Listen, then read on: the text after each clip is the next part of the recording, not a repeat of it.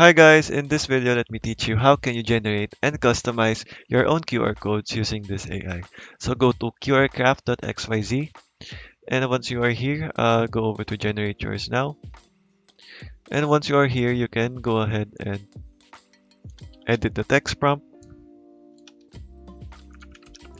So you can customize it to your liking.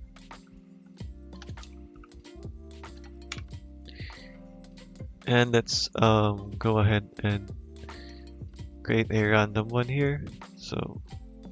And you can also modify the creativity strength, artistic interest level, and QR code influence weight. Once done with that, you just have to generate the QR. And you just have to wait for this to finish.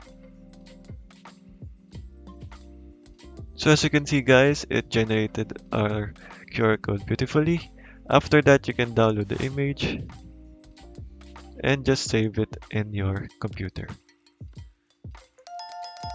So there guys, as you can see, it is very beautiful. And there guys, okay guys, that is all for today. Thank you for watching and goodbye.